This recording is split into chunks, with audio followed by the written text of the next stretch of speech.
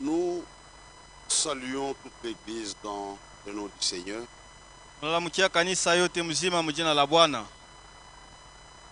continuons notre instruction. Nous sommes en train de parler de l'ordre dans l'église du Seigneur Jésus-Christ. On fait d'abord l'introduction pour déboucher sur notre thème. Il y a des choses qui demandent d'être comprises en amont.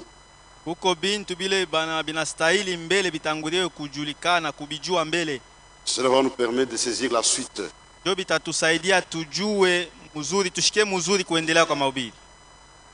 Nous pouvons nous lever pour la prière.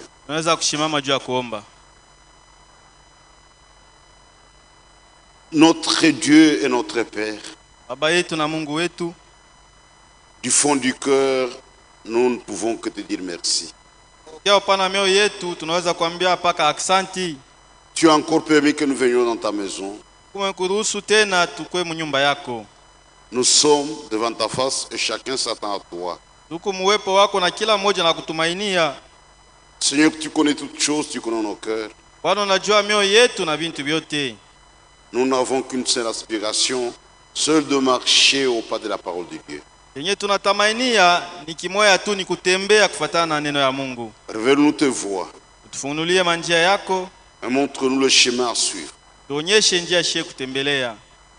Bénis ce service. Toi qui connais mieux que moi la fin de la soirée de l'église. Agis pour ta gloire. Agis pour notre avancement.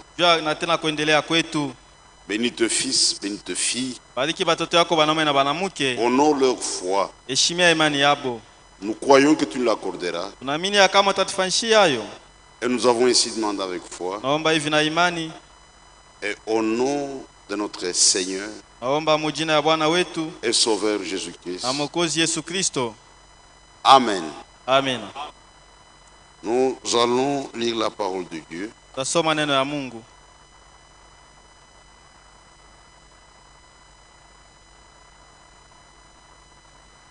Dans Jean chapitre 7.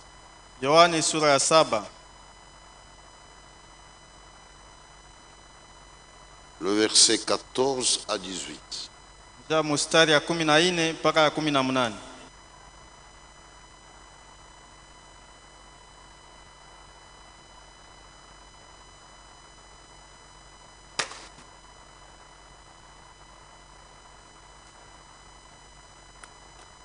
Vers le milieu de la fête, Jésus monta au temple et il enseignait.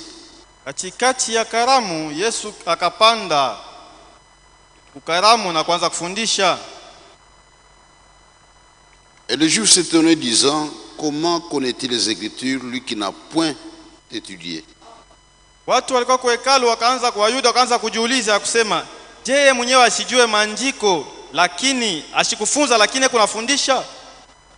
Jésus lui répondit, ma doctrine n'est pas de moi, mais de celui qui m'a envoyé.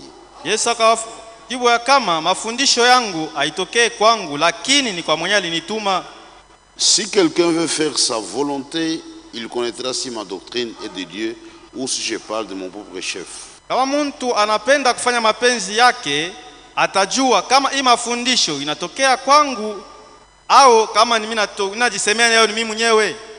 Celui qui parle de son propre chef cherche sa propre gloire.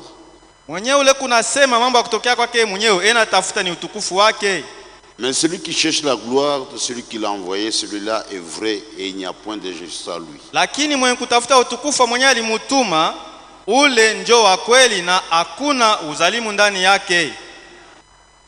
Asseyez-vous.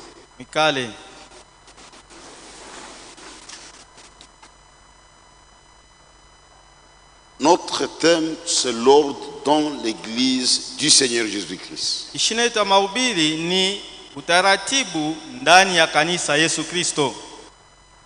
Hier, j'ai parlé de l'église du Seigneur Jésus-Christ.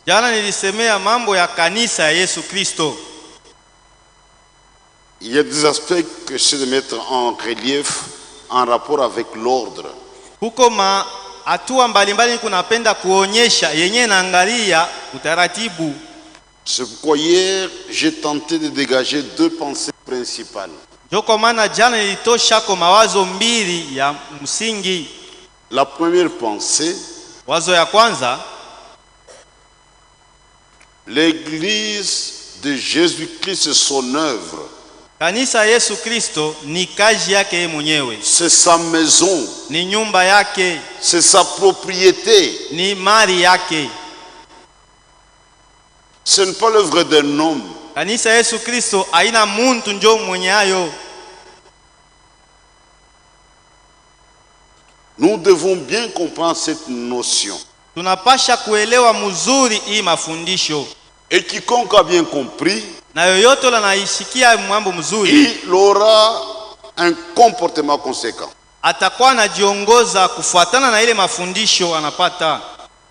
Et pour acquérir cette église, najua kuipata ile kanisa, le Seigneur a payé un prix. Bwana alilipa bei. Il a versé son sang au bois du calvaire à Golgotha. Golgotha kumsalaba alimwanga damu yake. Ça dit l'église de Jésus-Christ. Kusema kanisa Yesu Kristo, c'est le produit de l'œuvre de la croix. Ni kazi ile ilifanyika kumsalaba ndio ilileta kanisa. C'est sa maison. Ni nyumba yake. C'est sa propriété. Ni mali yake. Et nous sommes les gens de sa maison. Na shie tuko bantu ba munyumba yake.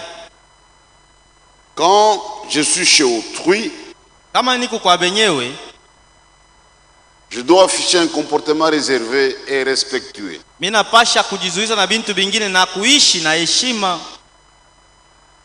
Même en parlant, je dois contrôler mon langage. Hata namna yangu ya kusema, mina pasha nyangarishishe vile niko nasema. Je dois peser chaque mot. Kile mina pasha kusema mbele mimi kukisema na pasha kupima. Il y a même des réactions que je dois éviter. Huko na bitendo vingine bile mina pasha kujizuiza juu nisibifanye. Celui même qui bâtit son église. Yesu mwenyewe ndio kunayenga kanisa yake. Je bâtirai mon église. Alisema mimi nitajenga kanisa yangu. Tout repose sur lui. Mambo yote yeye ndio mwenye hayo. Sur le maître de l'œuvre. Yeye ndio mwenye kazi. Maintenant cette église. Sasa hii kanisa a une structure. Iko na namuna ile isha kutungwa. D'après le Seigneur lui-même. Kufuatana na Bwana yeye mwenyewe. Il y a des choses qui font cette église. Huko vile bintu benye binatunga ile kanisa.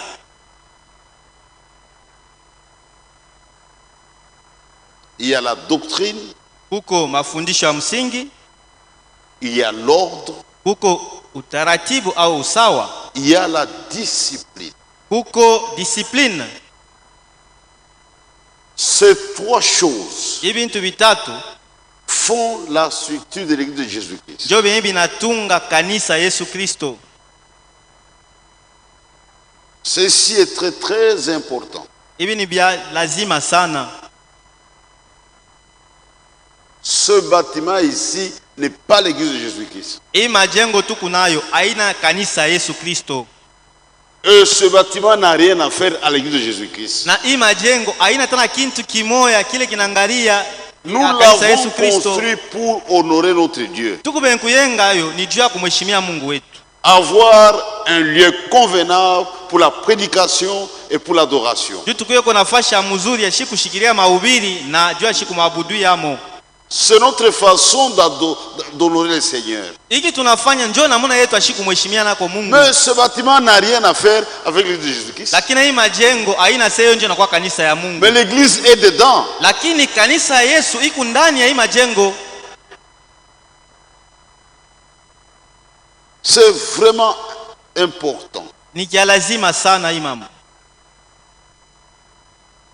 Pourquoi je dis cela? Jua nini mimi nasema hivi? On a vu même dans ce message. Tuliona hata hii ujumbe.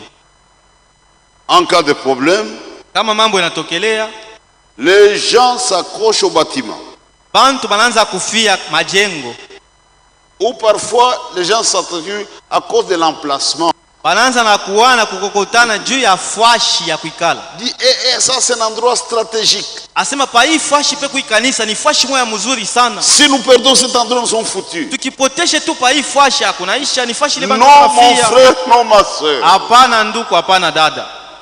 L'emplacement où les bâtiments ne font pas l'église de Jésus-Christ. Fwashi ile mnaingia kanisa na kanisa yenyewe haina sema yonje na kwa kanisa Yesu Kristo. Ce qui fait l'église, c'est la doctrine, l'ordre et la discipline. Kanisa Yesu inashimamia ni pa utaratibu, discipline na mafundisho ya msingi. Tu vois, nous avons une montre qui doit montrer l'heure. Tuko na saa pashi kuangalilia wakati. Si cette montre fonctionne correctement, kama ile saa iko natumika mzuri, nous aurons l'heure exacte. Tutajua wakati ile tuko ya mzuri. Et il y a des choses qui font la structure de la montre. Na kuko bintu mimi nafanya sema ile saa iitwe vile na itumike vile. Il y a un moteur. Kuko moteur. Il y a des aiguilles. Kuko ile mikuki. Il y a même des piles. Kuko na mapile mule ndani. Quand vous enlevez les piles, la montre ne va plus fonctionner. Mukitoshe mapile ndani yayo, ile saa haitatumika. Et cette montre repose sur un support. Na ile saa iko nafashi ile shako egemea. Maintenant si quelqu'un prend la montre, sasa kama mtu anaibeba saa, se déplace avec la montre, anaenda nayo, vous restez avec le support. Même si vous regardez, ça ne va vous donner l'heure. Mais celui qui est parti avec la montre, même sur la voie biblique, il peut voir l'heure exacte. Parce qu'il a l'essentiel. C'est très très important. Maintenant, quand les gens ne comprennent pas ça, ils se battent pour des futilités, pour des bêtises. Et c'est une honte aujourd'hui. Vous trouvez des frères dans ce message au parquet, solicitant le temple, au parquet, prêt même à s'entretuer pour ça.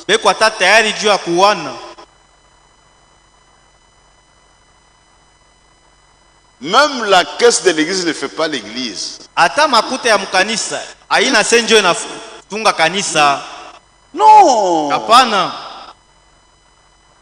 L'argent accompagne l'église pour des besoins.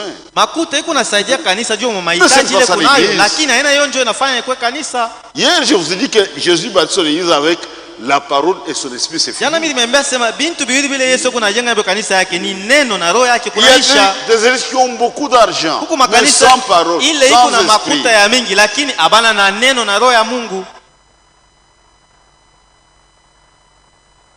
Les gens qui se battent pour des bancs, pour des instruments de musique, pour des tôles, ce n'est pas l'église ça. Cette notion est importante.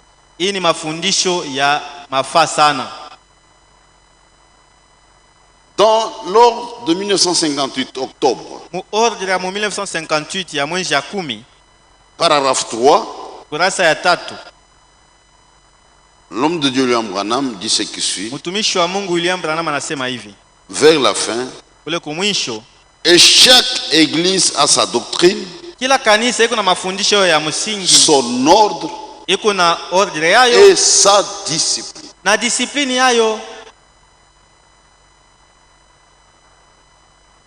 Et cette notion doit être bien comprise. Ici, il ne s'agit pas de l'assemblée locale.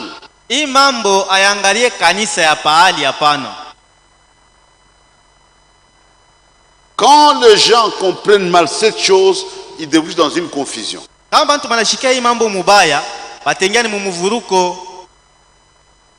Il y a des frères qui ont eu l'impression que cela signifie chaque assemblée locale a sa doctrine, son ordre et sa discipline.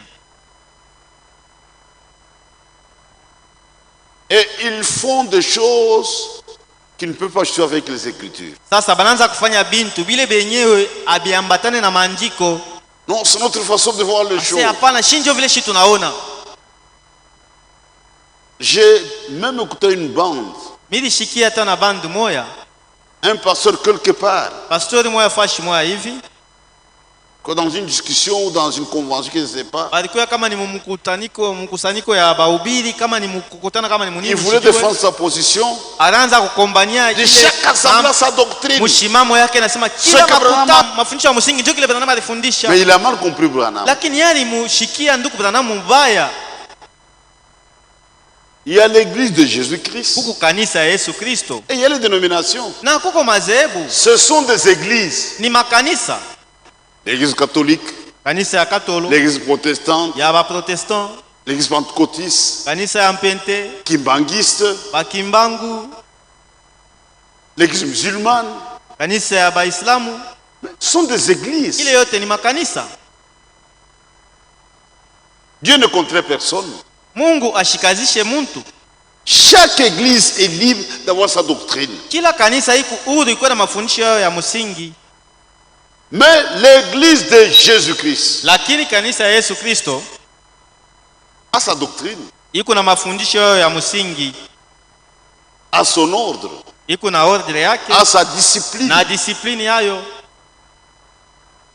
C'est une église universelle, constituée d'assemblées locales. Toute assemblée locale qui fait partie de l'église de Jésus-Christ a la doctrine de la parole de Dieu.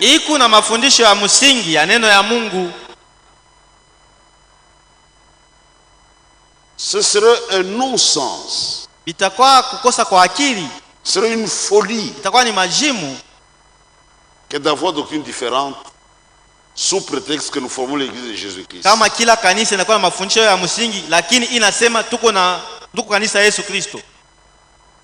L'église de Jésus a sa doctrine. L'église catholique a sa doctrine. L'église protestante a sa doctrine. Les pentecôtistes ont leur doctrine. Il ne s'agit pas des assemblées qui font partie de l'église de Jésus-Christ.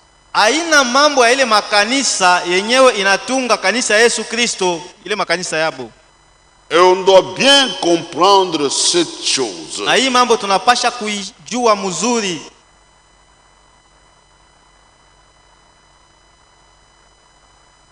Et nous qui faisons partie de l'église du Seigneur, nous sommes très ordonnés.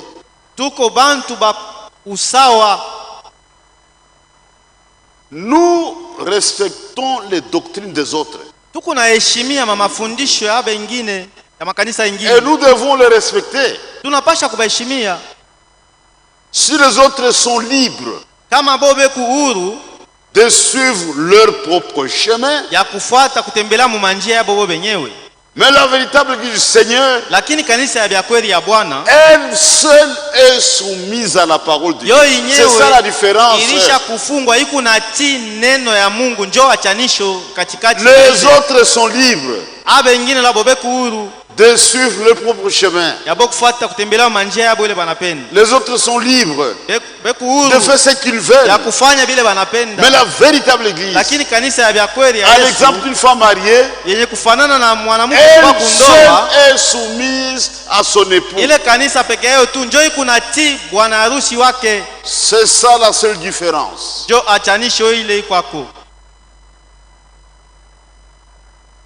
Et nous avons une règle d'or.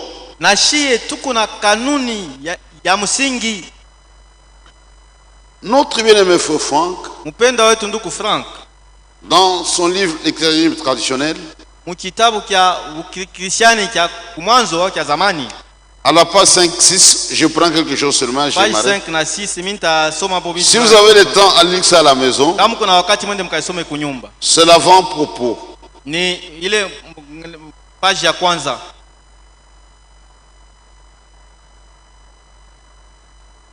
Je commence vers le milieu. Comme ce livre sera publié en plusieurs langues et en divers pays, je tiens à faire la remarque suivante. Ce que je respecte toute religion à laquelle les gens adhèrent. Et toute idéologie particulière qu'ils ont à l'égard du monde. Même si personnellement j'ai une autre conviction à ce sujet. C'est ce que j'ai sans cesse pratiqué lors de mes voyages missionnaires qui m'ont conduit dans plus de 100 pays.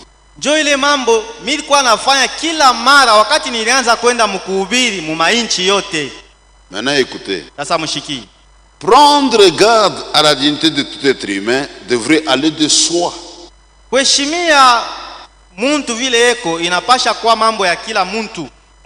Même lorsque la foi d'autrui et sa manière d'agir nous paraissent étranges et singulières.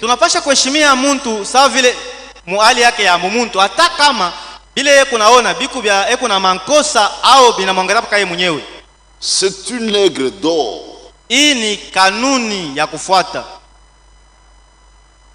Prendre garde à la dignité humaine.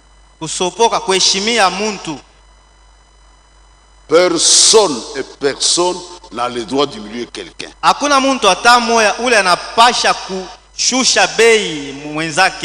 Même si je ne suis pas d'accord avec sa religion.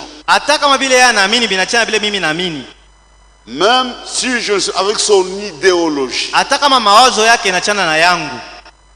Parfois nous nous brouillons inutilement. Tu vois, nous ne sommes pas en guerre contre les homosexuels, non. Si dans notre temps il n'y a pas des homosexuels,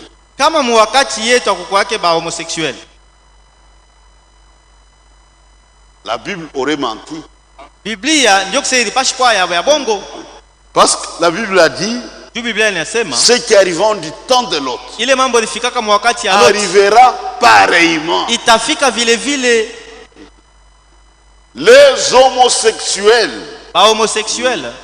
pour nous, ce sont des lumières rouges qui nous montrent que Jésus revient bientôt.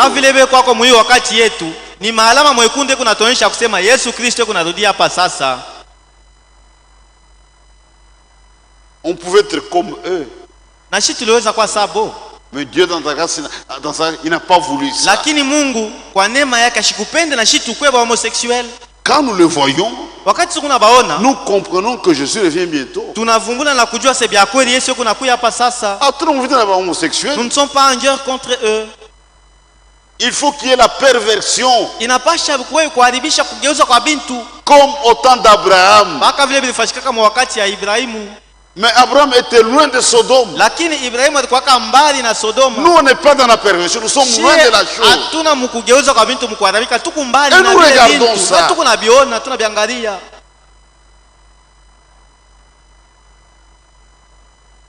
Respectez toute religion. Si tu trouves un prêtre en train de dire la messe, tu dois respecter la chose.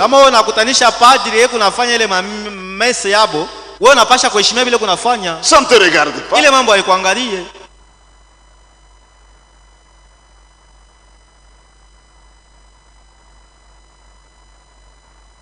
Tu ne peux pas aller dans les trucs aujourd'hui.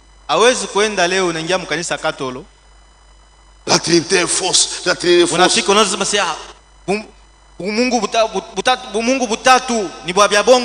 Tu n'es pas en ordre avec Dieu.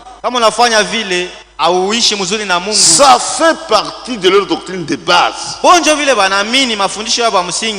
Comme on est d'accord, toka. Si vous n'êtes pas d'accord, autant mieux y sortir. Calmement. Pas commencer une révolution là-bas. Même les idéologies des gens, on doit respecter ça. Nous ne sommes pas en guerre contre les partis politiques. Mais nous vous disons, vous, mettez-vous loin de ces choses. Parce que dans notre foi, c'est incompatible avec notre foi.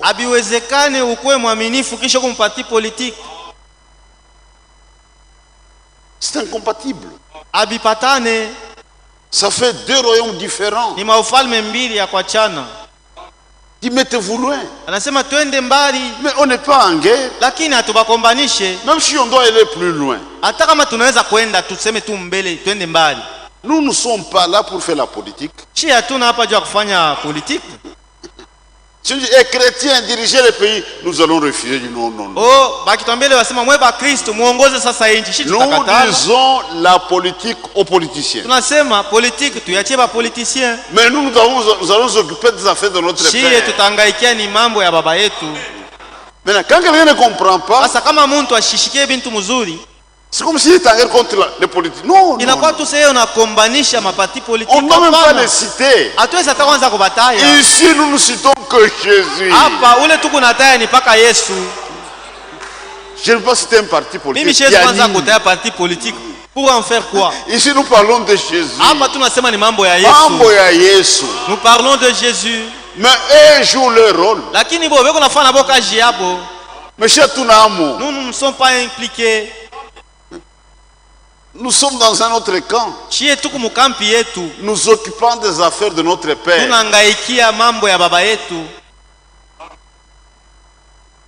On doit avoir un gouverneur.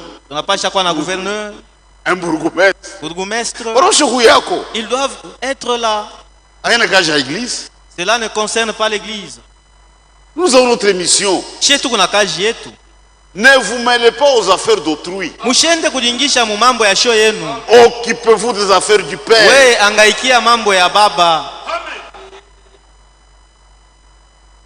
Ça, c'est une règle d'or.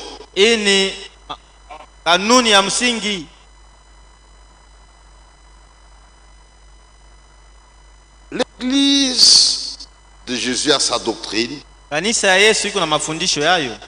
son ordre et sa discipline. Je prends des aspects qui vont nous aider à comprendre l'ordre.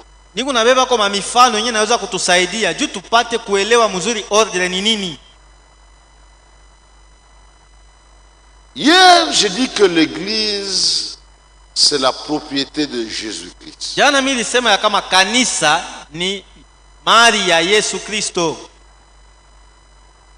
Si je suis chez mon frère,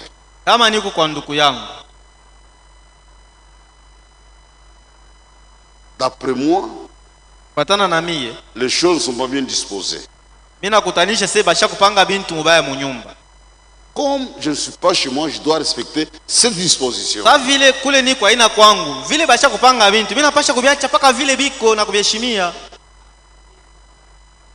Un frère en voyage,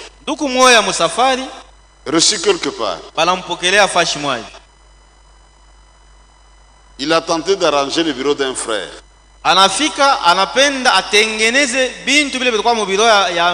Parce que lui estimait que c'est vraiment, il y a trop de choses en désordre. Il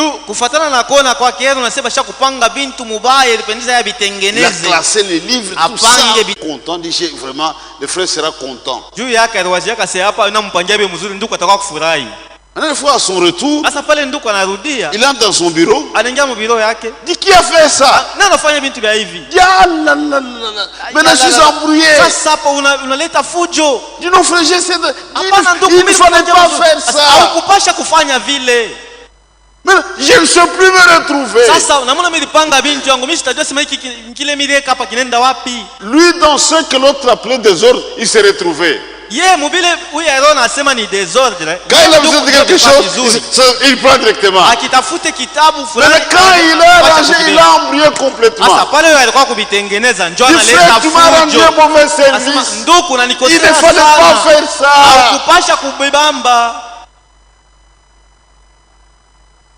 J'aime que cet exemple vous pénètre. Inapenda hii mfano ipate kutuingia tuisikie mzuri. Quand nous venons chez Dieu, wakati letu unakuwa kwa Mungu, respectons l'ordre de Dieu. Tuheshimie bintu vile Mungu ashakubipanga. Ne soyons pas d'arranger à notre manière. Shie tushipende tupange bintu mu vile shi tunaona. Vous allez créer un désordre. Ukifanye vile unaleta fujo. Dieu ordonne. Mungu anaamuru que le vrai baptême se fasse par immersion. Ya kusema ubatizo ya vya kweli ipate kufanyika mkutumbukizo mu maya mingi. Il ne faut pas arranger.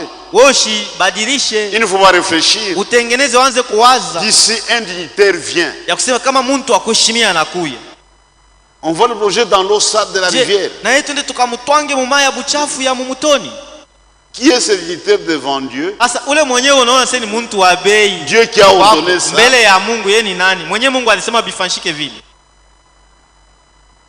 Maintenant dans la suite de l'église il y a la doctrine. Sasa mukutungo wa kanisa kuko mafundisho. La doctrine c'est comme la colonne vertébrale de l'homme. Mafundisho ya msingi ndio inakuwa sawa vile mifupa yenyewe ya mkongo ya muntu inasimamishaka muntu. Nous tenons debout parce que nous avons une colonne vertébrale.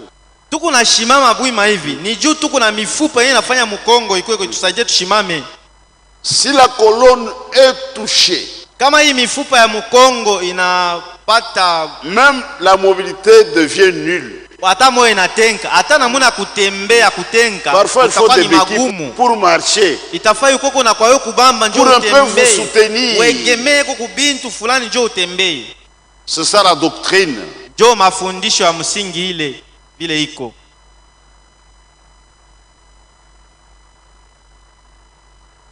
C'est pourquoi aujourd'hui, jo kwa maana leo, quand vous avez des problèmes au niveau de la colonne vertébrale, c'est compliqué. Kama wewe unapata kwa tu magumu, colonne vertébrale inakuwa ni magumu kwako.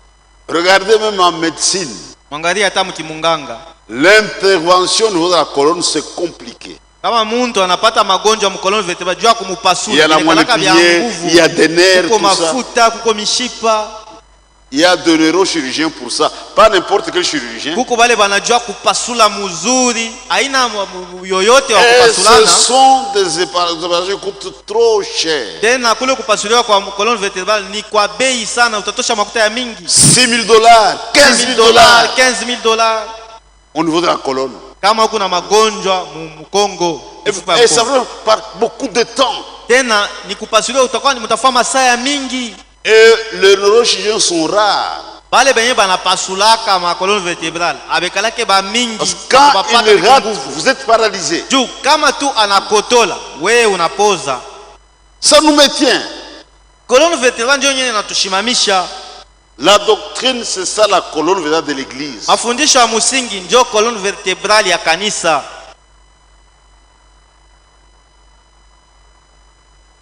Quand une église n'est pas stable, kama kanisa aishimame mzuri,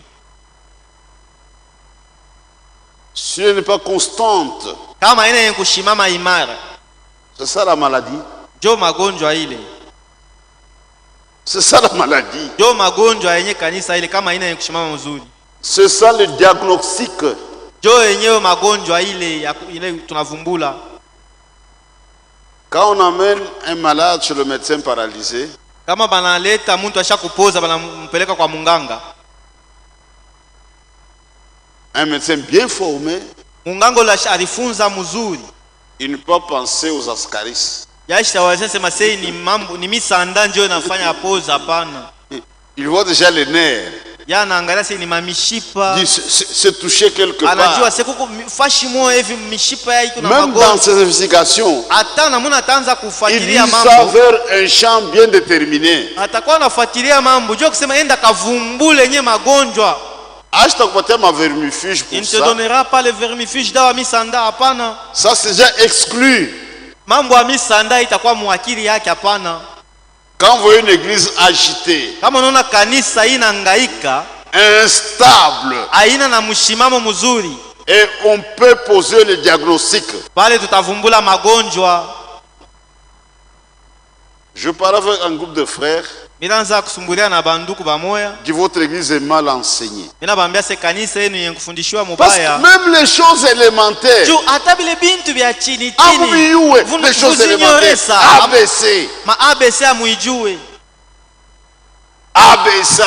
ABC, vous ignorez les choses élémentaires.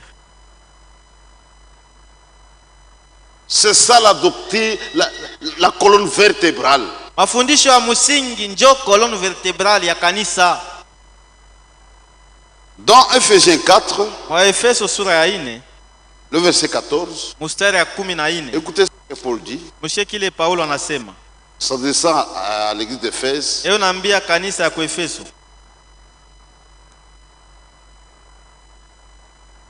Ephésiens 4, Waefeso sura ya 4, le verset 14. mstari ya 14. Ainsi, nous ne serons plus des enfants flottants et emportés à tout vent de doctrine par la tromperie des hommes, par leur ruse, dans le moyen de séduction. Hivi hatutakuwa tena watoto kidogo wenye kutankatanka huku na kule, wenye kubebwa na aina yote ya mafundisho kupitia maudanganifu ya watu na kwa bujanja kuna muna ya kupata kutongoza.